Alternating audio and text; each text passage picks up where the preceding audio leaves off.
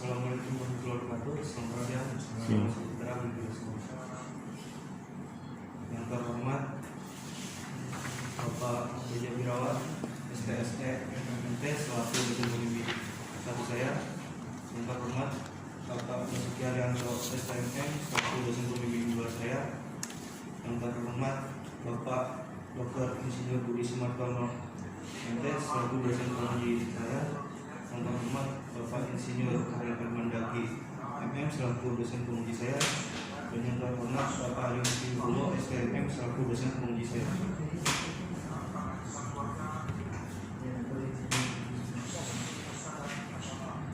Pada video saya akan mengilustrasikan sebuah kursus saya yang berjudul Perancangan Meja Lipat Laser Multifungsi yang Ergonomis untuk Pelajar Mahasiswa Kampus A.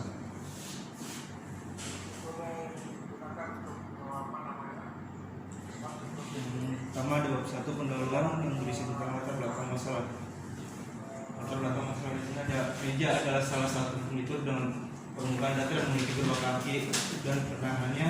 Meja biasanya digunakan untuk menyimpan barang dan makanan dalam ketinggian tertentu supaya mudah dijangkau pada saat duduk. Permasalahan yang dihadapi adalah ketika mahasiswa sedang berada di plaza dan melakukan aktivitas seperti menulis dan menggunakan laptop.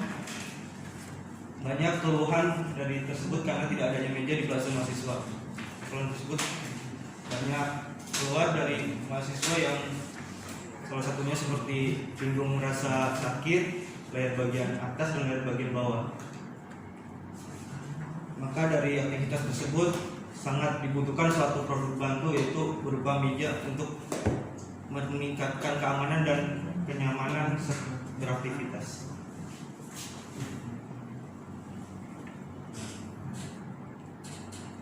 Selanjutnya yang poin 2 ada unsur masalah. Poin pertama memahami atau mengidentifikasi keluhan mahasiswa atau mahasiswi pada perancangan produk meja lipat multifungsi. Poin yang kedua, bagaimana perancangan meja lipat multifungsi. Poin ketiga, bagaimana evaluasi perancangan meja lipat multifungsi. Yang ketiga ada batasan masalah. Yang pertama pada tahap perancangan, alat ini membahas sistem meja lipat multifungsi yang dilakukan kepada mahasiswa dan mahasiswi Universitas Dirgantara Mas Dharma. Yang kedua, pada perancangan alat ini menggunakan metode antropometri. Yang ketiga, pengumpulan data antropometri pada perancangan alat ini mengambil data yang bersumber dari mahasiswa dan mahasiswi Universitas Dirgantara Mas Dharma berjumlah 40 orang. Tujuan penelitian yang pertama, mengetahui apa saja spesifikasi tentang produk meja lipat multifungsi berdasarkan minat mahasiswa dan mahasiswi. Yang kedua, merancang produk meja lipat multifungsi menggunakan antropometri mahasiswa dan mahasiswi. Yang tiga, mendapatkan bentuk meja yang lebih ergonomi dalam penggunaan agar lebih aman dan nyaman saat dipakai untuk aktivitas belajar dan bermain laptop. Manfaat penelitian yang pertama ada meningkatkan keamanan dan kenyamanan aktivitas belajar mahasiswa dan mahasiswi. Yang kedua, mengembangkan ide dalam membuat meja lipat multifungsi yang mudah penggunaannya dan memiliki nilai jual. Yang ketiga, memudahkan mahasiswa dan mahasiswi dalam beraktivitas menggunakan meja lipat multifungsi yang dirancang. Bab 2, landasan teori dari 4 poin. Yang pertama, perancang produk. Poin B, ergonomi. Poin C, antropometri dalam perancangan, antropometri dalam ergonomi. Poin D, Nordic Body Map atau MBM.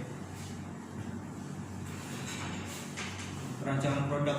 Perancangan produk merupakan suatu kegiatan perancangan dan pembuatan suatu produk yang dimulai dari pemikiran manusia tentang kebutuhan, kemudian pembuatan konsep awal dari hasil pemikiran yang ada, selanjutnya masuk dalam tahap perancangan, pengembangan dan penyamaan produk. Ergonomi merupakan studi tentang aspek-aspek manusia dalam lingkungan kerjanya yang ditinjau secara anatomi, fisiologi, engineering, manajemen, dan desain perancangan benda. Tujuan ergonomi adalah merancang benda-benda fasilitas dan lingkungan sehingga efektivitas fungsionalnya meningkat dan segi kemanusiaannya seperti kesehatan, keamanan, dan kepuasan dapat terpelihara.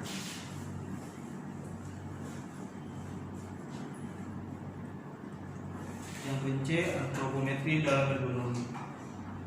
Aspek-aspek ergonomi dalam suatu proses rancang bangun fasilitas kerja merupakan suatu faktor penting dalam menunjang peningkatan layanan jasa produksi. Hal ini tidak akan terlepas dari pembahasan ukuran antropometri tubuh manusia dan penerapan data-data antropometri manusia. Poin D, Nordic Body Map atau NBM selalu merupakan salah satu alat ukur ergonomi sederhana yang dapat digunakan untuk mengenali sumber penyebab keluhan adalah Nordic Body Map. Melalui NBM dapat diketahui bagian-bagian otot mengalami keluhan dengan tingkat keluhan mulai dari rasa tidak nyaman, agak sakit sampai sangat sakit. Nomor 3, metodologi penelitian, identifikasi masalah, pengumpulan data, dan pengolahan data. Identifikasi masalah hasil dari pengamatan dan penelitian terhadap banyaknya saran dan masukan terkait keluhan mahasiswa Unsuria pada saat melakukan aktivitas menulis dan menggunakan laptop. Pengumpulan data, dokumentasi dan wawancara. Dokumentasi diperoleh dengan cara pengambilan gambar postur kerja terhadap aktivitas menulis dan menggunakan laptop. Sedangkan wawancara dilakukan secara langsung mengenai aktivitas kerja, keluhan dan keinginan serta ketidaknyamanan saat melakukan aktivitas menulis dan menggunakan laptop. Selanjutnya ada kuesioner berisi pertanyaan mengenai keluhan dan rasa ketidaknyamanan yang dirasakan pekerja selama aktivitas menulis dan menggunakan laptop yang dibagikan berupa Nordic Body Map. Selanjutnya data antropometri. Pengambilan data diperoleh dari hasil pengukuran antropometri dan sesuai dengan yang dibutuhkan dalam perancangan meja lipat dan multifungsi. Pengolahan data adalah persentil. Setelah menentukan data antropometri, maka dilakukan perhitungan persentil untuk perancangan desain meja lipat dan multifungsi. Perhitungan persentil yang digunakan yaitu persentil 5, persentil 50, persentil 95.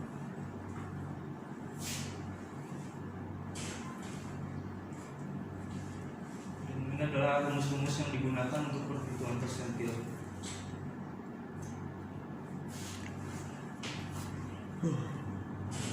Selanjutnya masuk ke flowchart.